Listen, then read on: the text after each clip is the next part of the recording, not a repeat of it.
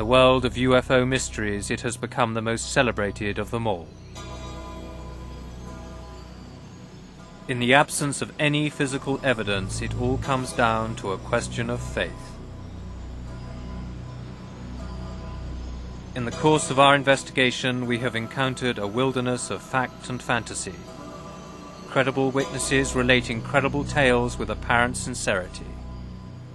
Incredible characters make outlandish claims that cast grave doubt on their own rationality.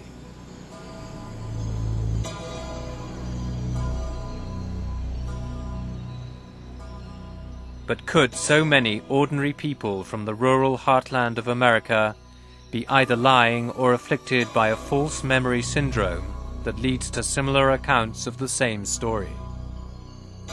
Basically, I think you'll find that the people who are telling you these stories are very ordinary Americans.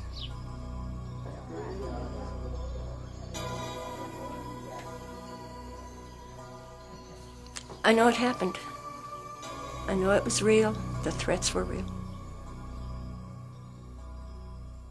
I think that they're covered up some, and I think they should tell the truth to the public now. Today, the Roswell incident remains shrouded in mystery. The Air Force insists that there are simply no secrets to conceal. Yet in a final twist, a source close to the Pentagon has informed us that secret documents have now come to light, and that in the next few months a new report will finally explain the mysterious accounts of strange bodies. It is just possible that the riddle of the Roswell incident may yet turn out to be a cosmic Watergate.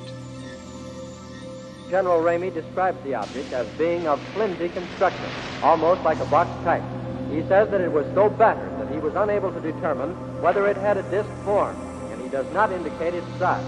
Ramey says that so far as can be determined, no one saw the object in the air, and he describes it as being made of some sort of tinfoil. Other Army officials say that further